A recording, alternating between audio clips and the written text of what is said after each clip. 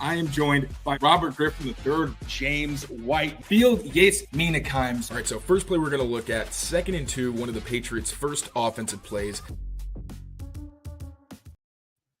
What's going on, everybody? Mike Kadlick here. Taylor Kyle's there, back with another episode of the Patriots Daily podcast here on the CLNS Media Network, powered by GameTime and Prize Picks. And Taylor, the Patriots have a new head coach. That is right.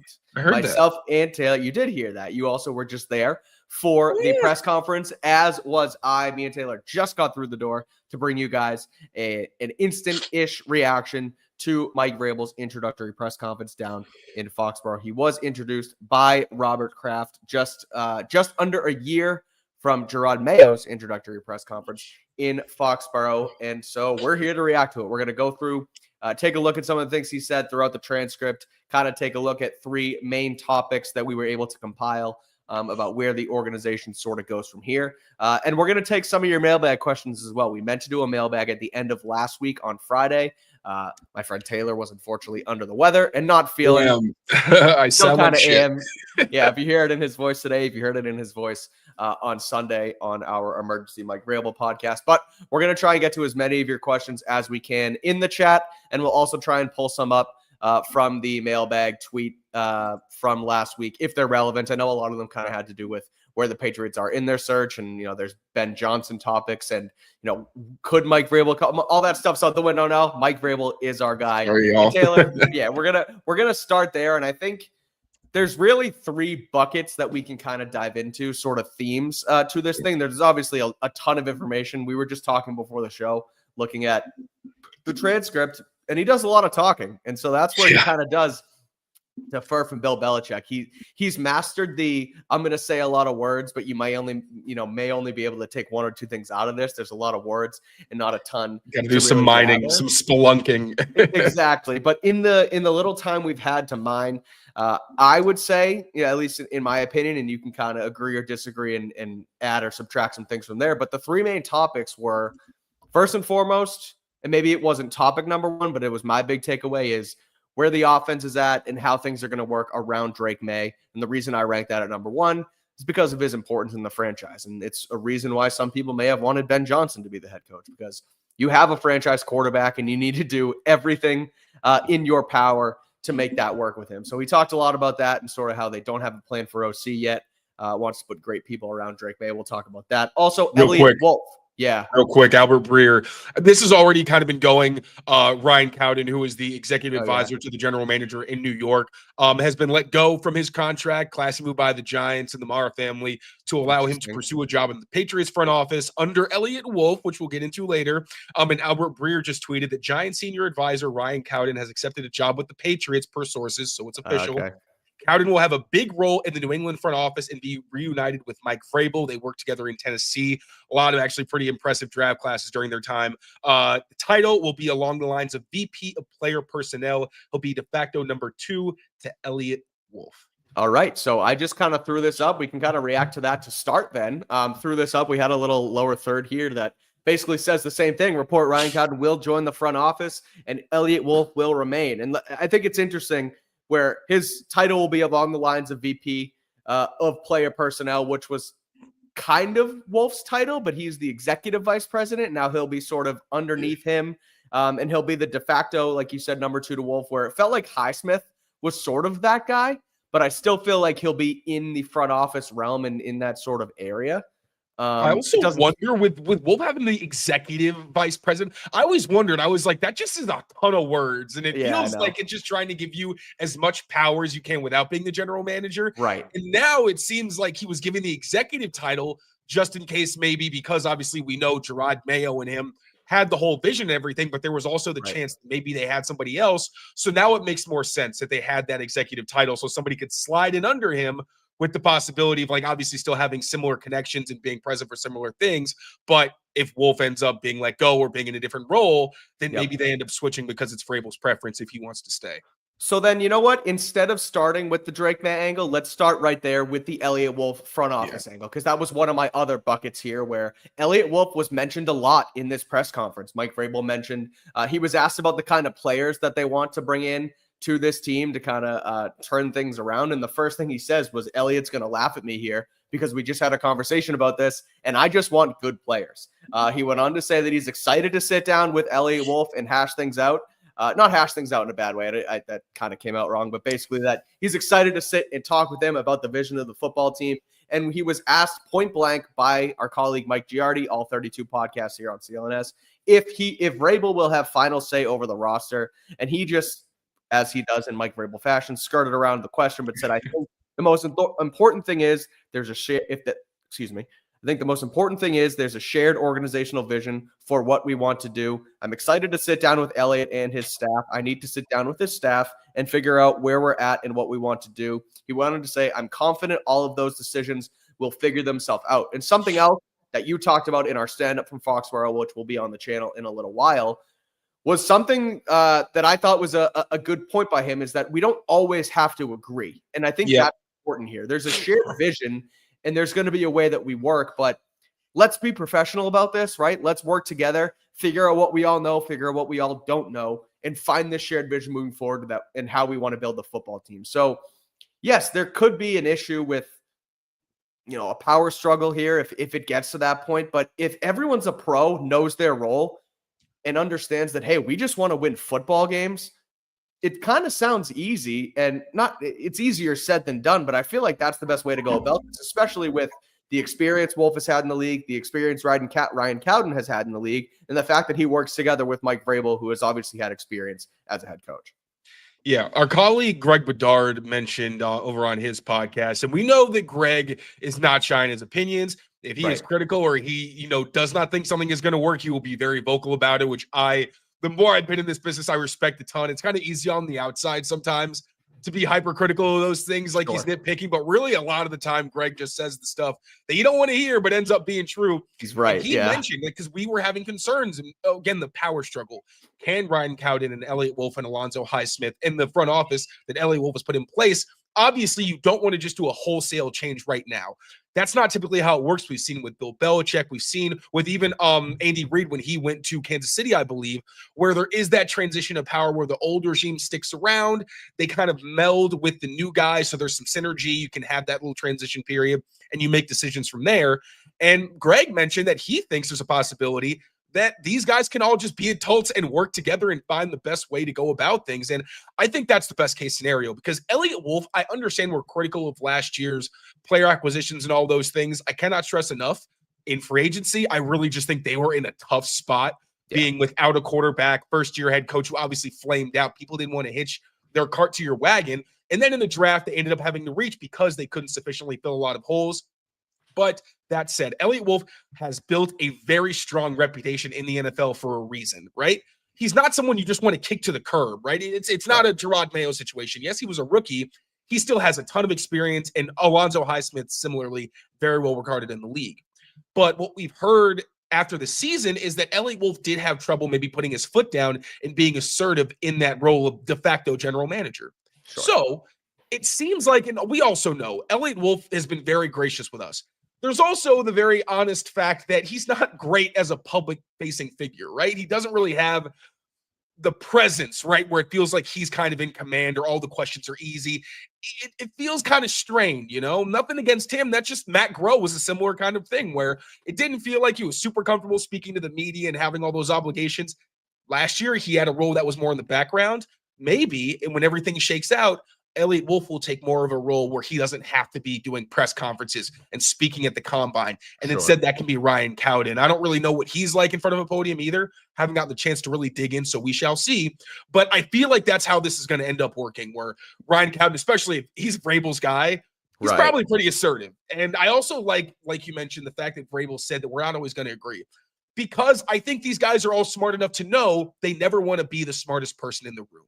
You can have your opinion, you can have your view of a player, but like the reason, when we see prospects who there's something about, football we're interested in, we always put in the group chat with Alex and Brian and everybody, because it's nice to get different ideas and not just live in your insular little bubble. Totally. So they do want that difference of opinion. We all want to build through the trenches, but do we want to do it with guys who have longer arms, or do we want to prioritize foot speed, right? Yep. Like where Scott Peters in his tree prefer different things to what Dante Scarnecchia in his tree really prioritized. So I love that. I want there to be a professionalism, but also being able to make each other better and have different opinions and come to the best solution. And also having someone like Vrabel and hopefully Cowden as an extension of him, who can be like, yeah, I respect your opinion, but that is not the ultimate vision of this team. And we are going to have to tell you, you got to step back on this one. And I wonder that I feel like there may be two ways to sort of, there's a fork in the road as to where this goes, where, okay, Cowden's here. They're clearly going to rely on him heavily in the front office. Again, as Breer says, that he'll be united with Mike Vrabel and have a big role in New England's front office. So he's there. He's the guy. And maybe it's a situation where, Elliott is essentially all of their bosses, but he kind of turns into like the president of the organization, if you will. And that maybe not the president necessarily, because that's Jonathan Kraft's role, but I mean sort of like an overseer of the front office. Football operations, exactly, where he's sort of their boss and an overseer, if you will, but it's not necessarily making the football decision. He's worked in front offices forever. He knows how things work. He knows how scouting and grading systems and hiring and firing guys, like he knows how everything works in the league.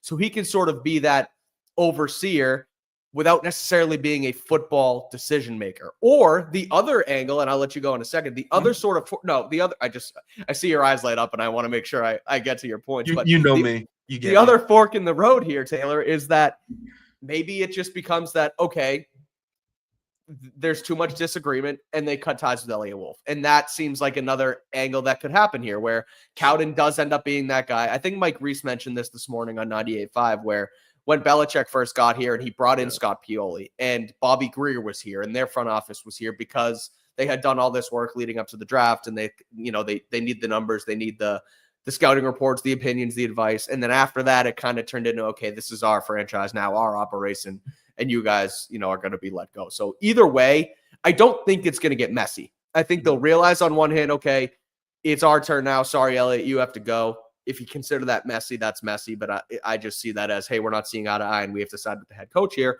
Or Wolf stays around in the building and is sort of the overseer of the front office. Really, you want good football players. You want to make it happen. Find a vision, work with Vrabel. And if Elliott can make that happen, then he should have no problem staying here. 100%. And I don't know how much overlap there is between Green Bay's process and the Browns process, but at least Elliott and also the fact that Andrew Berry took over, like we don't know how similar it is to when Elliott was there, but ideally maybe there's even some overlap because Mike Vrabel did a ton of things with the Browns, including writing player reports for them. He kind of was partially a scout, which is really cool. You have the head coach who's actually been in the scouting department for one of the better front offices in the NFL when you take out the Deshaun Watson deal. So that's another kind of added layer of that where maybe he and Elliott Wolf can work together because they've been around a lot of the same people. I know we've touched on that before, but it's another part of this where we talk about, can they really work together? They might speak very similar languages. So that's another kind of step towards, okay, maybe this can all work out, because I know everyone says the draft was so bad. Like, truly, I understand. Jalen Polk comments. That's like just not even remotely. Oh, this guy. Oh, he hates me because I blocked him because he's being an asshole. But sorry, no, because whatever. But in all honesty, when you look at the draft, you got Drake Maye, you got Joe Milton, right? You got two quarterbacks, very athletic, dynamic quarterbacks in one draft, and one was taken in the 5th round, right? I understand Jalen Polk, who I'm still not quitting on, but yes, very disappointing rookie year. Javon Baker, honestly, that made a lot of sense because he had experience with Drake Maye. He fit what they wanted, and it's a 4th round pick. You're basically taking a waiver. I think Hayden Wallace, we don't really know what he is because he was hurt with a serious injury that he never should have come back from. That I'm stunned that he did come back from, and speaking to him, like it was worse than people think it was. Layden Robinson finished the year pretty strong. Like, I just don't really get the perception that it was a horrendous draft when if you take, obviously I sound like Mayo here and I'm sorry, but it's a draft. You're not hitting 100%. If you take out all the bad picks, it's a great draft. I understand. But like Marcellus Dial, also a starter on special teams. Like literally when you take out the 2 wide receivers, it's really hard to complain about any of the other picks they made in terms of, I can see them having a role in the future. I'm not getting into that discussion anymore. But at least now, with the mistakes made, they can have an outside opinion from a Ryan Cowden, who has had success in the draft, from Mike Vrabel, who's been in Cleveland with Andrew Berry and Kevin Stefanski, the way they like to fit their personnel. And then they can have some kind of synergy of ideas and come up with the best solution. Obviously, even though it wasn't explicitly said, that will most likely be led by Mike Vrabel. So, I guess essentially the draft was fine. And I think that's kind of where it should land. And it's okay that there's not necessarily the draft was horrible or, the draft was great. You hit on Drake Maye, the wide receivers, at least right now, busted. We'll see what happens. Some mysteries on dart throw offensive linemen in the middle rounds, and then a developmental special teamer in the 6th round or the 7th round, and a backup quarterback in the 6th. Like, that's fine. That works. And Drake Maye only makes that better. It takes at least 2 to 3 years to really judge it. Be nice, though. Don't call people dense. That's mean. Yeah, that's fair. But no, I guess that's true. And look, I'm as down on Jalen Polk as anybody. And I look at this thing and, I leaned into the bullshit on Twitter the other day when Ladd McConkey went for 188 yards, and I tweeted out their stat lines to stir the pot, right? But I still think that Jalen Polk has a chance in this league. Like, he was down goes Taylor. He was a really good player in college. He came in as someone who was garnered or kind of thought of as a professional. I think, look, he hit a wall. Things weren't great here last year. Bringing a new head coach who's going to work his ass off, and maybe things get better. Where Mike Vrabel mentioned accountability and removing entitlement, and I think that's where we can kind of move on to here. That's the front office. Cowden looks like he's going to be here. I think that kind of settles our thoughts on the front office. But the main quote I thought, or another main quote rather, from Vrabel today, Taylor, was, and I'm trying to read it so I have it exactly in front of me, that we are removing entitlement from our football team. We are going to earn the right to be here every single day. He said the word accountability countless times. That was the buzzword. Actually, I counted. He said he used some form of accountability 5 times. Okay, so 5 times. That was the new collaboration that we heard last 3 times in 2 sentences, actually, in one instance. So exactly. And so he saw, I'm sure, what this team did last year. And I think he definitely did, because when Robert Kraft introduced him today, the first thing he said that was basically throughout the interview process, he proved that he knows this team like the back of his hand. So Mike Vrabel knows what happened last year, and that he needs, they need to remove that sense of entitlement and want to be accountable. And the first thing I think of is Jelani Tavai's comments, where calling out the fans and getting in all this nonsense and talking out of school. Keon White, like, that felt a little entitled to me too, now that you talk about it like that, where Keon White is complaining about not performing up to standard. It's like, who are you to talk about it? Just go do it, and then talk about it when things are good. So look, a lot has to. I do think him and Vrabel are going to be awesome together. Exactly. Yeah. That's the thing, where this is where it all comes together, where Vrabel perfectly mends the fence between Bill Belichick type of, asshole, and Gerard Mayo, I want to be everybody's friend, into, okay, I'm going to work your ass off. I'm going to put nose to the grindstone, and we're going to fight, and I'm going to make fun of you, and we're going to work hard every single day. But also, like Vrabel said in his press conference today, if you come in here and, shit's not right at home, or you're not mentally there, he puts a big aspect on the mental health side of things, which I think is awesome. And that's kind of where you have to. Middle ground. It's that middle ground of Mayo and Bill. It's right there. Bingo. Where we're going to allow you to take the time and step away. And, if shit's happening at home, you can go getting people the doctor's appointment, like all that stuff. But also, when you're in the building and you're on my time, we're going to work our ass off, and I know exactly how to do it. So, and also to that point, he's mentioned like the generation of players, right? He mentioned NIL and how it's a very different type of player who's coming in. And he said, yeah, sometimes you're going to have to come into the NFL, and you're going to have to understand that what you prioritized in college is not going to work here. And it's where what Mayo did, where he acknowledges different generation, and where I think Bill tried and really had to, like with the phones. I think he incorporated like a break where players can have like a 10, 15-minute meeting to be on their phones, where it's like you do have to adjust to the players. But also there's but it's like your parents. I'll give you some leeway, but there's a line in the sand where he's going to put his foot down still. And I really like that I think he went on, I didn't get to listen to the whole thing, but he went on Unfiltered and talked about podcasts and was like, I think podcasts are awesome. I understand the value, but I tell my guys, be careful, because he went on a podcast and said he would cut his junk off to win a football game. He's like, I've been married 20 years.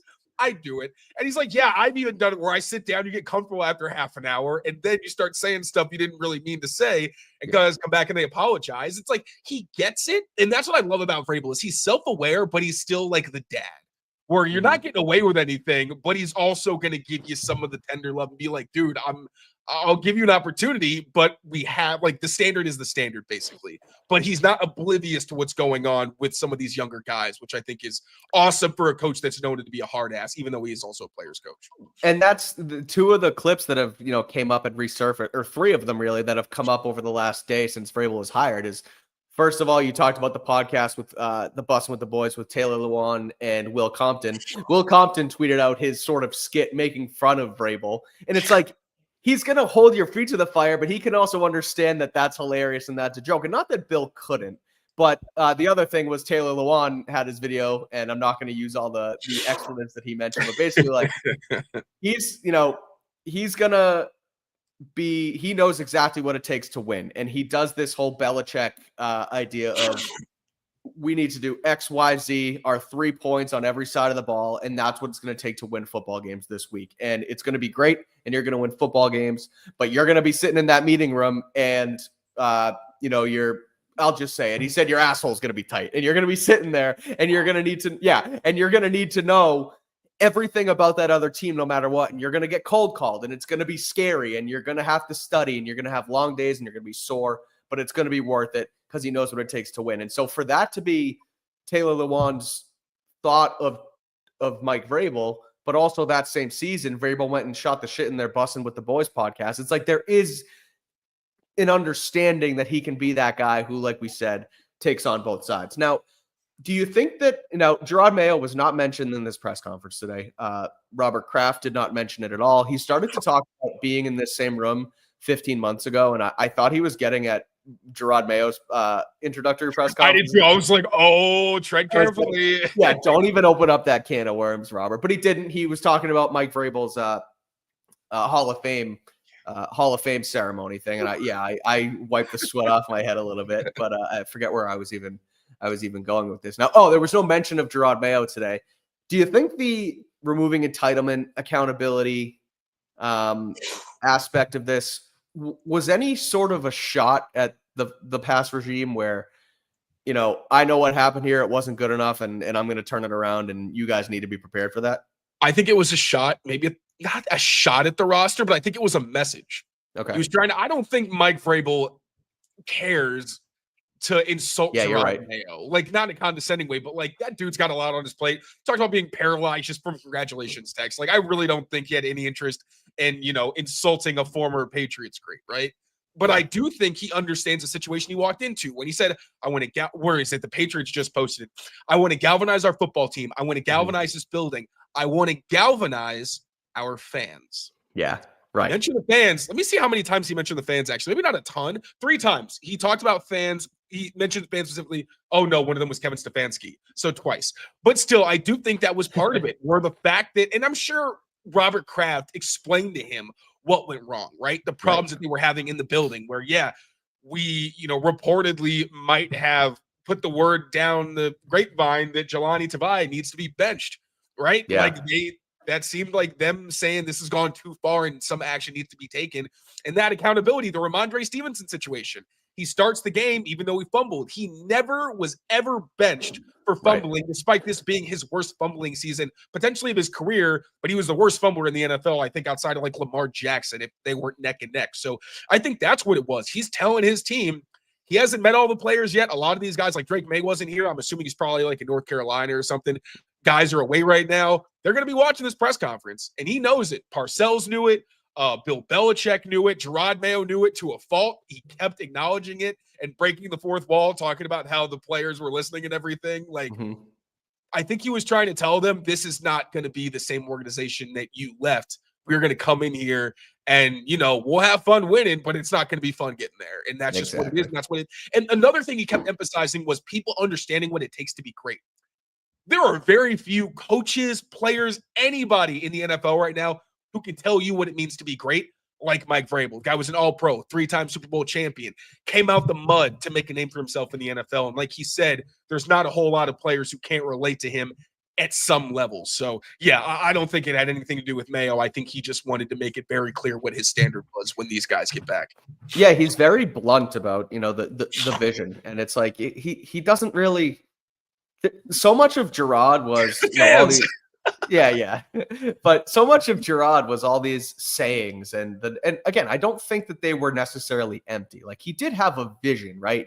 The North Star, we're going to collaborate. We're going to work together. We're going to break down silos. But everything felt cliche, where Vrabel's feels like, okay, he has these, these sayings where we're going to do these things. We want you to teach. We want you to learn. And we want you to, build relationships with these guys. But it doesn't sound fake. It's almost, and not that Gerard's was, I don't mean it like that, but there's something behind Vrabel's where he's done it before. Like the Ben Jones angle with Tennessee, where first of all, he essentially told him, okay, you need to, hang it up. You're doing too much. You need to do this for your family and your livelihood. Where some other coaches, Bill Belichick, for example, would say, oh, we can bring you in here for a little bit cheaper and you're going to be our starting center and you're going to give us a decent, a decent run for our money here. We're going to plug and play you until the wheels fall off. But the other angle, he's honest. Everybody always said, right. One thing about Bill, he may not like it, but he's going to be very honest. Like, yeah, I'm going to sign you to run you to the ground just because exactly. You want to be in the league. I'll use you.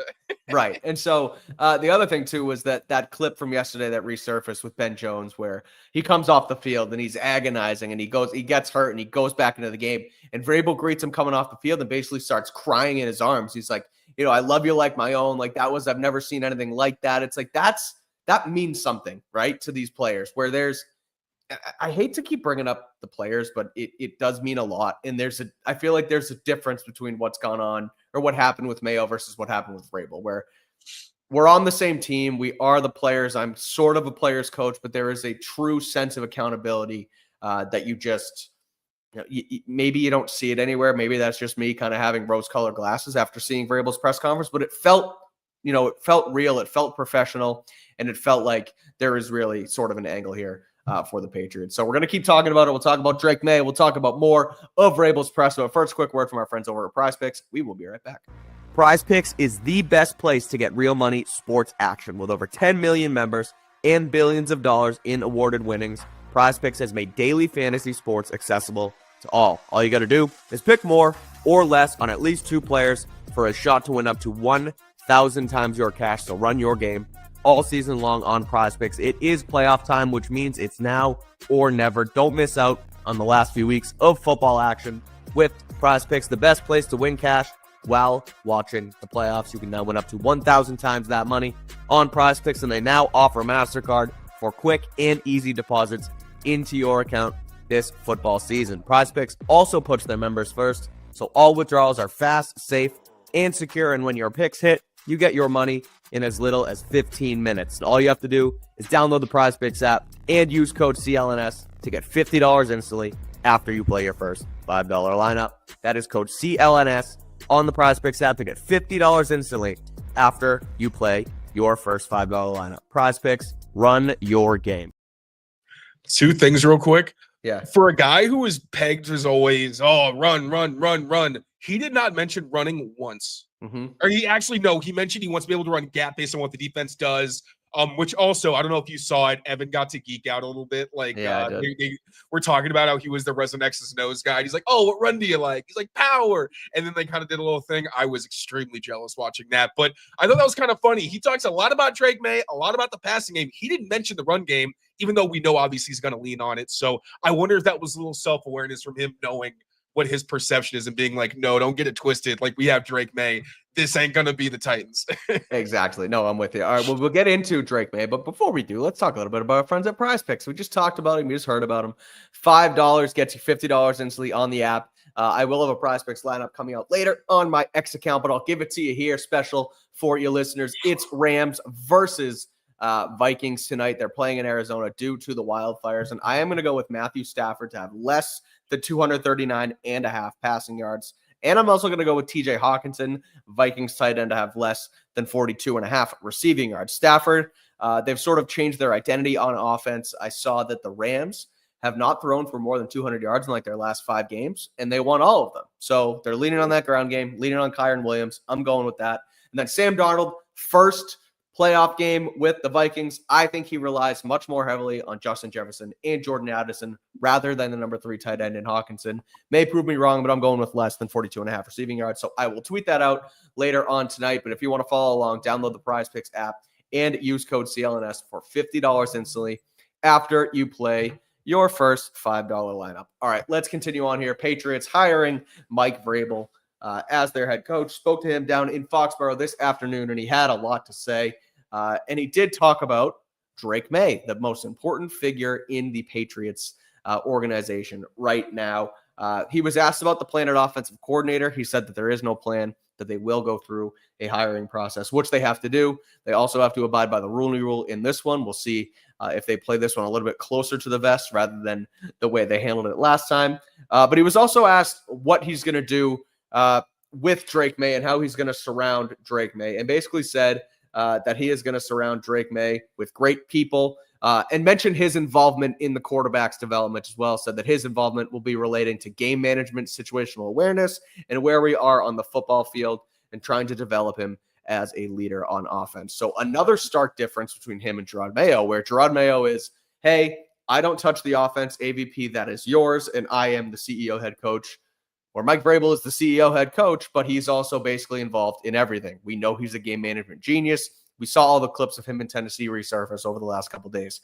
Also mentioned that they need to be an efficient passing offense with Drake Maye. So you mentioned that he didn't talk about the run game, but he did talk about the pass game and said that the game has evolved into a passing league and that they have to be efficient there. So what were your general thoughts from Mike Vrabel on Drake Maye, the offense in general, and the type of scheme they're going to run as he comes in here as the next head coach?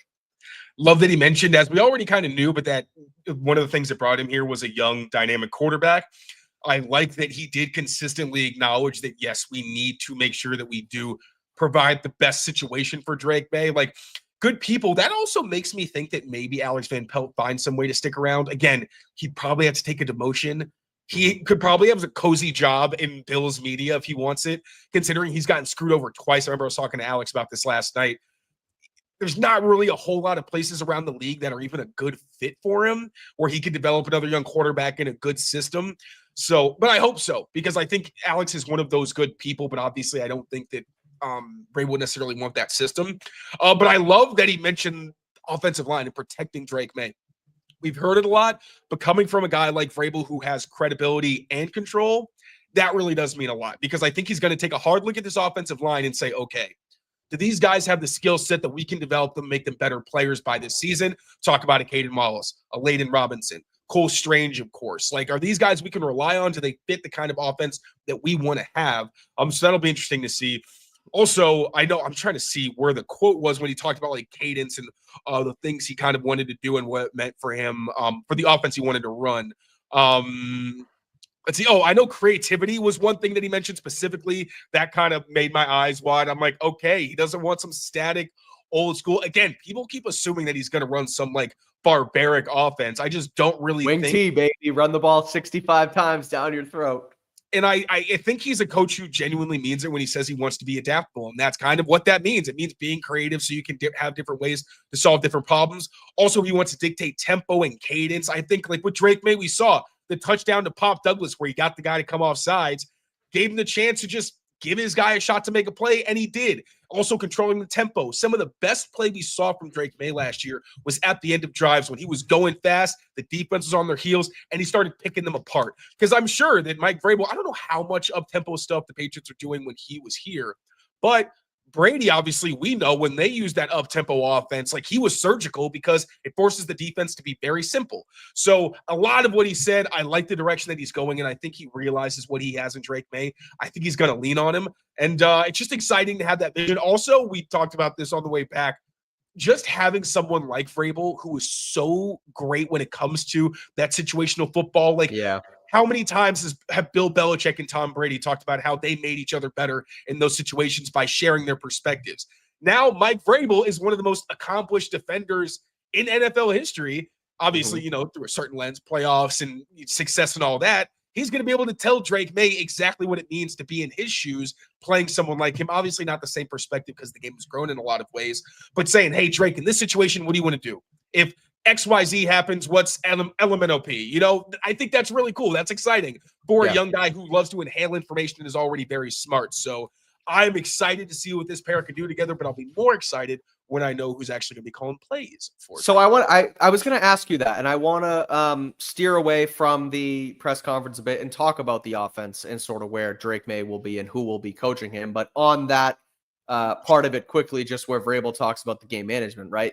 Like Drake Maye has all the tools, and we saw that he could take in a ton of information this year from an Alex Van Pelt who's been around and sort of turned him into a West Coast offense quarterback this year. And he understood the principles. He, for the most part, made the right reads, was able to make plays with his legs. He was able to look off defenders. He was able to work in rhythm and use that footwork to a T.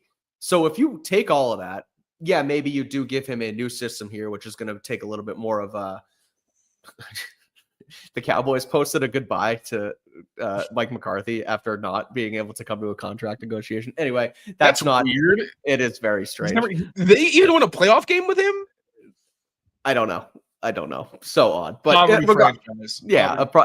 wonder if they go get Bill Belichick. We'll see what happens there. But on the Drake Maye aspect, just if you take, he's clearly a very smart quarterback. He was able to transition to the NFL game fast. Now you add that extra element of being hyper aware of where you're at and where things are in the game. That's going to turn him into a superhuman quarterback. Like seriously, where you can be so smart on a down to down basis where, you know, here I need to throw it away. Here I need to try and go for a little bit more. And I think he already has that, but Vrabel's additional, the sort of mind meld that can happen here between the two excites me a lot. And I think it puts them in good position moving forward, where we were talking about it this afternoon, where a lot of things had to work out right for the. Now, granted, there's still a lot of work to do. They were 4-13 the last 2 seasons. The roster is depleted. Like there's plenty of work to do, but so many things had to happen from the Kraft sudden move on from Bill Early and Mayo not working out to a point where the last month was awful, to Vrabel being fired from Tennessee, to Vrabel not taking a coaching job last year, to the Patriots landing the 3rd overall pick because certain kicks went the wrong way. And now all of a sudden we do have a lot of promise with a young quarterback in Drake Maye and a proven head coach in Mike Vrabel. The one thing we need to find out is the offensive coordinator. Everybody's talking about Josh McDaniels. You were turned off by McDaniels a little bit in the process. And reading it from the outside looking in for you, Taylor, I was skeptical. I think you were skeptical, and I think you were skeptical because of how high you were on Ben Johnson, where you didn't want anything to do with the other end. But now, and we joked that you did a switch up, and I don't actually mean that, but you've warmed up to the idea of Josh, looking into it more and thinking what he can do with Drake Maye. So I want you to talk about that and kind of dive into your choice for offensive coordinator, which I think is Josh McDaniels, and why that would be so important for the Patriots moving forward with Drake Maye. It's a pretty similar thing for Vrabel. It's someone with a ton of experience, not just in the league, but playing high levels of football and winning. David Andrews, like Mike Vrabel at the end of the season, talked about they need more winners. He, I think, more specifically meant the roster, but having someone like Josh who has been to Super Bowls, who knows what that environment's like, a guy who literally drew up a drive on the sideline because what he was doing wasn't working because they weren't scoring points. Like that kind of mind, and the fact that he was so close with Tom and they would text each other and share ideas and they had their own little mind meld going on. I think that'd be incredible for Drake Maye. And my thing that I was skeptical about was we've seen little bits of the RPO stuff, like not just bubbles, but also downfield. We've seen the moving pockets, and you saw it with Cam Newton. You saw it at times with Mac Jones. You saw it in Vegas, and he can mix all these different concepts, where with Ben Johnson, one of the things he does so well is he has a very diverse, and even Alex Van Pelt, a diverse run game and a lot of other, moving pockets and also just plain drop back play actions that you can run off of it and really put the defense in a bind. But also like the downfield opportunities that Josh McDaniels is able to scheme up. He does use motion like orbit and things like that. He's not a dinosaur, right? Like he was in the league a couple of years ago. It's not like he's completely fallen behind. My thing was more, he's never had a quarterback like Drake. So would he be able to completely maximize his skill set? With Ben Johnson, obviously he's never had a quarterback like Drake Maye, but because he's so far at the forefront of what's going on in the NFL schematically, that's why I was leaning like, I just kind of like the guy who's shown he just is so already keyed in, and again, would be around for so long as the head coach, you don't have the turnover, blah, blah, blah. And I thought that marriage could work really well. But if Josh is going to be here pretty much forever, ideally he would have like passing game coordinators, quarterbacks coaches, someone who he could bring in consistently and cycle through to bring fresh ideas and perspectives so he doesn't get stale in his scheme. Totally. I think that's a match made in heaven. Because when I'm looking at some of the plays that I think suit Drake Maye, like things where you take advantage of his mobility and things like that, I think that Josh could go scorched earth. Especially like you look at the Games with Names pod, where in the preseason he talked about Drake and he's like, I want to see, is he the kind of quarterback who can stand in the pocket? He complimented the fact that he could stand up or step up in the pocket and still make throws. Can he move around, be the Josh Allen type? Like, he's saying all those things, and now we know the answer is yes, all of the above. He can do all of it. So, like, what do you got?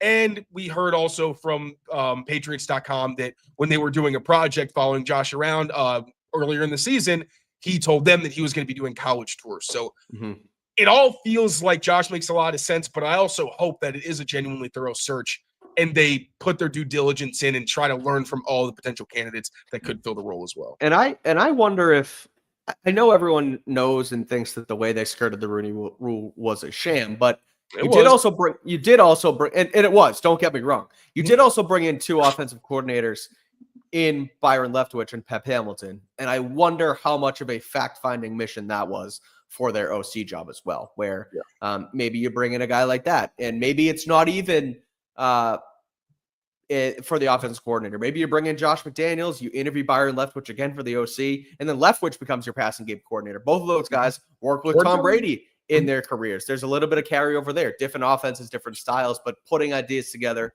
to make the most out of something, is certainly one way to look at it. And I think my thing with Josh, and I've mentioned this a couple times here, probably on the show, I know definitely to you in person, is it's difficult to give him credit for Tom Brady's success. Tom Brady is an anomaly in the NFL. He's the greatest player ever. There's no doubting that. But post Tom Brady, New England Patriots landed Josh McDaniels another head coaching job because of what he did with Cam Newton, whose arm was shot, and he kind of turned it into a run first, different style of offense that still was able to make the most out of Cam Newton's shot, right throwing arm. And then Mac Jones comes in, rookie year, 10-7, 3,200 yards, 22 touchdowns, takes them to the playoffs at 10-7. They were 6th in the NFL with a rookie quarterback in points scored. So the way he was able to adjust the offense in 3 different seasons and have at least some success. I know the Cam Newton year wasn't great, but he made the most, I would say, out of what you had in Cam Newton. He did a lot with Mac, landed himself another head coaching job. The Jacoby Brissett primetime game where he just made him a running quarterback too when Jimmy got hurt. He used Jimmy's skill set a little bit differently than they did with Tom in years prior. Those first couple weeks, the quick release Jimmy has, they made the most out of that. And then the next week, like you mentioned, the Brissett angle to it. He's just done a ton with a lot of different players and had relative success with them. I think it's a good recipe with him and Drake Maye. He can take him, he can see it. And like you mentioned too, the college tour is huge. Seeing what other people do, you taking different information, you blend it into your own offense and go from there. So overall, exciting stuff on the offense. Let's wrap up with Mike Vrabel. We'll wrap up with some of your questions in just a second. But before we do, a word from our other friends over at GameTime. We will be right back. This episode is also powered by GameTime, the best place to get tickets to anything, concerts, games, and more.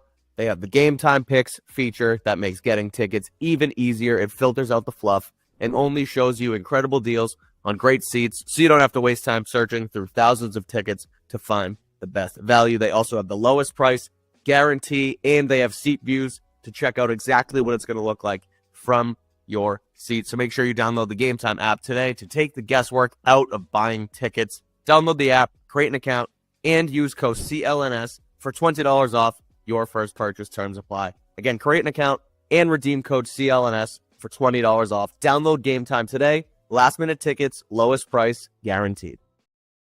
And I guess I'll ask you too, Taylor. What time is it? Game time. It's game time. Let's check out the GameTime app right now.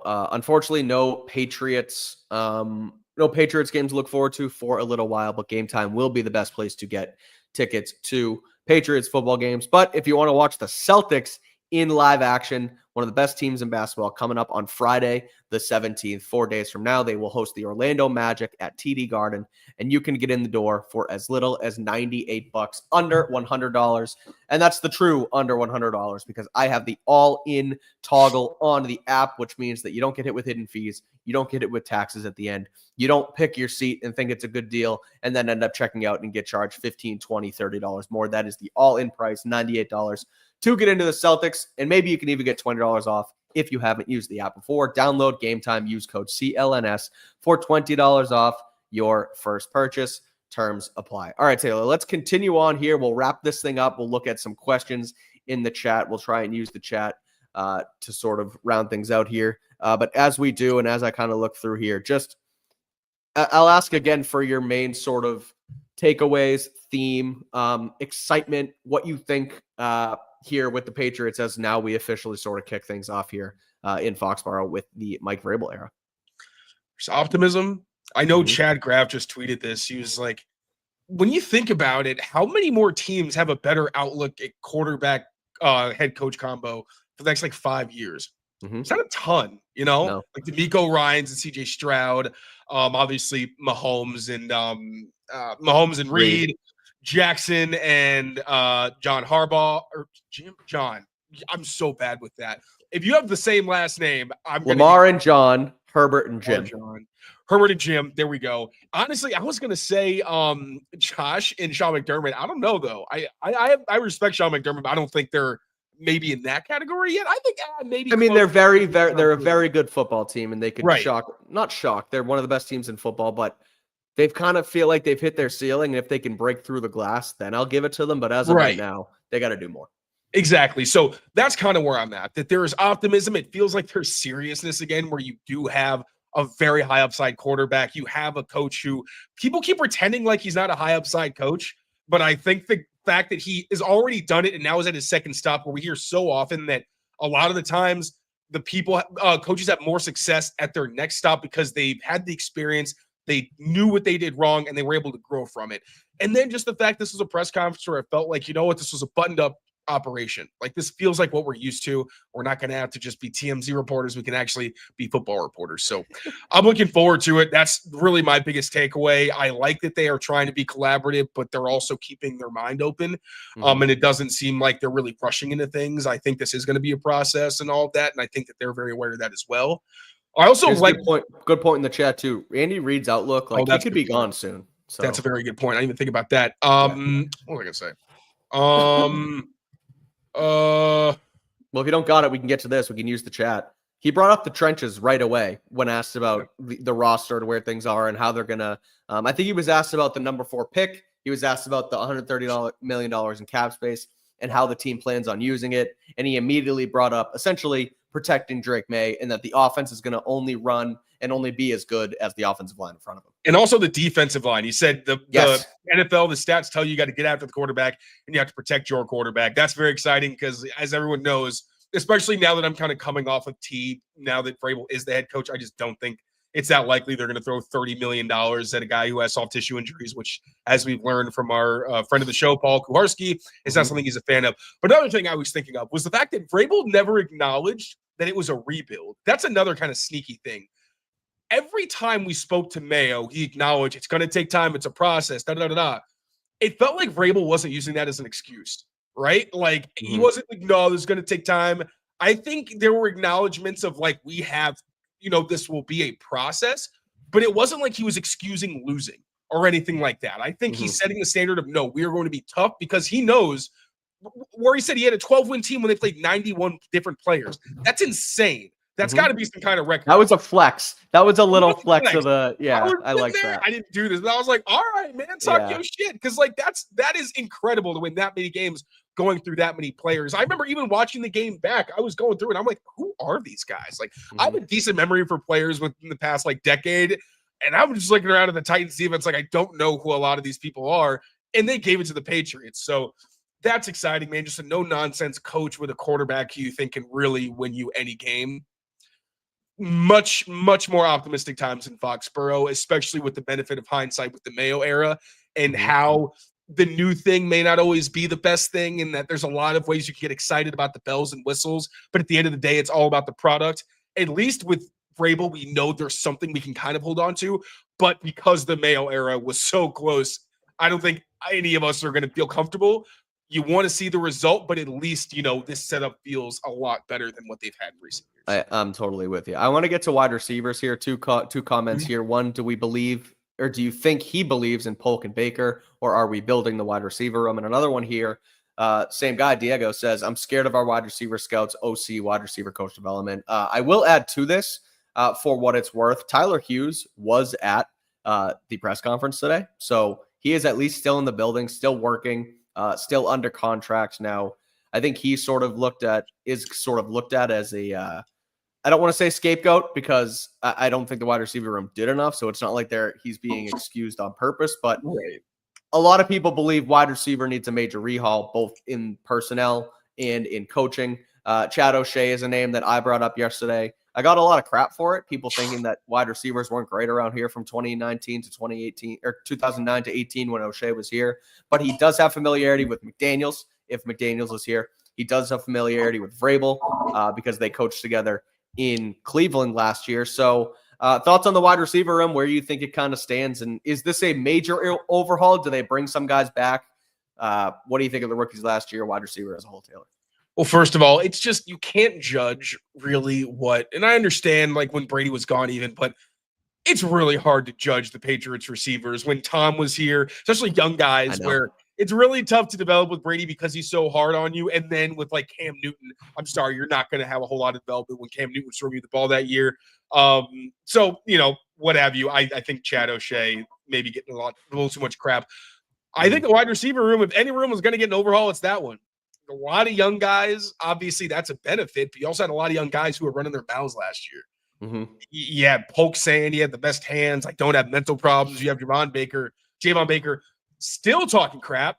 The guy's going on jet skis and insulting everybody else, saying you're on your phone, I'm living life. It's like, dude, not only are you on your phone, you're on your phone still in a body of water. Crazy stuff like that. It's not quite as bad, but like Pop, kind of voicing his displeasure early on. Kayshon Boutte having to be spoken to multiple times because he said he wasn't happy with the plan and his role. Like, none of those guys have a leg to stand on where they should have been saying any of that. So I think that a lot of those guys could be in for a rude awakening. I think Kendrick Bourne, maybe if Josh comes back, could revitalize his career, set a career high with 800 yards when Josh McDaniels is here. So maybe their connection helps out there. But like, if it's a new offensive coordinator, I could see Kendrick Bourne being out the door. And I think they're going to want to bring more maturity and more veterans who Drake can at least rely on. Now, like I always say, like Darius Slayton makes sense because of Cowan. Nick Westbrook-Akine makes sense because of Vrabel and Cowden. Those guys don't have the most reliable hands, I'll be honest, but at least they're veterans. They know what they're doing, and they're also upstanding guys in that room who aren't going to be the source of problems. So, yeah, I think Tyler Hughes, I don't think he's going to be the wide receivers coach. Maybe if he's open to a demotion, he could stay on the staff, kind of like what happened with Troy Brown. But I definitely think the wide receiver room and that wide receiver position coaching staff could definitely use an overhaul. As much as I am a fan of Tyquan Underwood, I'm just like, I don't know what you do. And the room wasn't great. So, It needs a leader. They need leadership. Kendrick Bourne is a vocal leader. He brings guys together. He seems like someone who, I kind of just said it, but can bring a room together. But when you're making mistakes on the field and it's leading to, poor play, like that's not good enough. He can't really be the 1A leader in the room because he doesn't have much to stand on, quite frankly. So they need somebody else in there. And then when you bring in somebody else, you mentioned Westbrook-Akine. I know we mentioned T. Higgins maybe off the board, but if we call it T. Higgins for an example, Darius Slayton, there's going to be a trickle-down effect where you got to make other decisions. Is Kayshon Boutte doing enough? Which he had a good year this year, but he's just another guy at that point. When you're kind of making those decisions. Pop Douglas, someone who had a great, had a solid, great's not the right word, a good couple seasons in the slot, but is replaceable. Like he's a replacement level slot receiver in the NFL, has had made mental mistakes, struggled reading zones with Drake Maye being on the same page a lot this year. So look, I'm okay with the guys in the room. Jalen Polk, Javon Baker, like not a great rookie year, but there's still some sort of promise, and direction's not the right word either, but there's something there. There's a reason they were considered, fringe top 100 picks last season. But at the end of the day, if a new personnel department, a new attitude, a new staff comes in and doesn't want to work with those guys, everything is on the table in that room. It wouldn't surprise me if, okay, maybe it would surprise me if none of them were back, but for the most part, like anything's on the table in that room. And I don't blame them because of how bad it was in the past. They need to surround Drake Maye with offensive line and the talent as well. Yeah, like the only person I could see definitely having a role next year is Pop. I'd say he's a replacement level starter, but I think he's like a quality role player where he'll beat man coverage all day. Do I want him running, most of the routes against a team that plays almost all zone? No, not really. And also he's smaller. He has the history of concussions. So, but even still, he's good enough where you're like, he's going to play. But if I was sending out 11 personnel, game on the line, you could probably do better. Polk could even be better if he actually figures it out. And another thing, I touched on this on Twitter yesterday, but with Drake Maye, having Mike Vrabel and a guy is going to invest in the trenches changed my perception of the T. Higgins signing, not just the soft tissue injury thing. Because I'm thinking with Ben Johnson, yes, he cares about the trenches, but it feels like he would still want that like key guy to run the offense through. But really with Drake, maybe we saw it this year, he can elevate the guys around him. If you do build up the offensive line where you have a respectable or really like a consistent run game and you can protect Drake, he can make it work with a bunch of like Josh Allen, right? Give him receivers that are competent, who aren't going to make a lot of mistakes, who can make some tough grabs, and he'll be able to make it work this season. Next offseason, it's a huge priority, I think, because at that point, you're like, all right, trenches are fixed. Now we got to get Drake his weapon. But yeah, I think that the wide receiver room definitely needs an overhaul, but even though there's not a whole lot of star power, maybe you add some explosive guys in the draft, because I just don't think free agency has a ton. I think that helps. But yeah, it's going to look different, and I don't think there's going to be a lot of star power, but I don't think that's the worst thing in the world as long as they are reliable. Like that, and I think that's the perfect way to put it, where you can surround him with good players, like you said, that are reliable. He can elevate them. Think Tom Brady. Now, Gronk is an anomaly, and Edelman's Edelman, but like those, they weren't. James White and Randy Moss. Yeah, right, exactly. There's so many examples of that. So I agree with you. Be reliable, understand the offense, and go from there. All right, Taylor, let's wrap it up here with what our friend Evan mentioned on Unfiltered, or what they were talking about, I guess, on Unfiltered with Mike Vrabel today, and that is the fullback. It sounds like the fullback is back in New England. Vrabel mentioned today that a lot of guys when he was in Tennessee were mentioning Jakob Johnson as someone they could bring down there, was a great player. Kari Blasingame was somebody who played in Tennessee with them as well. It feels like they are going to bring him back, smash mouth football. So couple names to look for. I don't really know much on the market, to be honest, but at least exciting that aspect of the offense could be back in Foxborough with Mike Vrabel at the helm. That's awesome. I just looked it up. So Jakob Johnson's 30 years old, which I actually did not expect. Trying to see how old Devlin was by the time he retired. Devlin's 36. He retired in 2019. So they're about the same age. So maybe Jakob's got another year or two left, but hell yeah, man. When he said hey, we run on power, we need a fullback or somebody could do all that. I'm like, maybe I would love for them to actually turn Jaheim Bell into the use check type of guy that we want. I like that a lot. I think that'd be awesome. A lot. But I also just don't think he's big enough. I think let me see. I think Jaheim Bell's 245. Jaheim Bell. Wait. 240. Let's see how much Kyle Juszczyk. I don't know how to spell his damn name.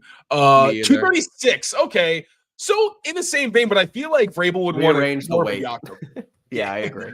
Where it's really the hammer kind of guy. But whoever it is, man, if they invest in the fullback position, I will be so happy. Because I've been watching a lot of 2019 Patriots too, just to kind of remember that season, McDaniel's offense and everything. And it's damn, it's so cool seeing an offense just I'm going to have a fullback and two tight ends. You can figure it the F out. Exactly. I love it. So exciting times, an exciting day today in Foxborough. Mike Vrabel named the Patriots 16th head coach in franchise history. Felt like things were buttoned up, things were professional. There is a true, clear vision moving forward with somebody who has done it before at the head coach position. So we will see where things go from here. There will be offensive coordinator searches, defensive coordinator searches, staff hirings, front office movement, and we will be here on Patriots Press Pass for all of it throughout the entire offseason, myself and Taylor here. So before we get out of here, any other thoughts? I know we hit on a bunch of stuff today, Taylor, but is there anything you want to close out with? Any final burning thoughts in your head about Mike Vrabel before we turn this over and come back with another episode down the stretch down here? Another episode here later on in the week. The only thought I've been holding in is the sneeze in the back of my head that I've been suppressing for like 10 minutes. Exactly. Get him out of here. Taylor's still sick. We're going to let him go get some rest here. Rest up. We'll be back here on Press Pats at some point soon this week with more Patriots Daily. So make sure you rate, review, and subscribe to the channel. We will bring you a full true mailbag later on this week. We will tweet it out. We will actually show up this time. I know. Again, Damn, Taylor, okay, shots fired. Sure. Hey, I didn't show up either. I could have done it myself, but I bailed as well. So we will get that to you this week. We will be back with a ton of Patriots action. We'll be here live updating you anytime news breaks. We will be here. So make sure to turn on the notifications. And as soon as something happens, me and Taylor will run to our laptops, open them up, and record something quick for you guys here. So thank you guys for all the support. We appreciate it. Another new era in Foxborough, less than a year after we started a new one. But this one feels like it's heading in the right direction. So until next time, take care of yourselves. Take care of each other. Thanks for watching, and we will see you next time here on Patriots Daily. Peace out, everyone.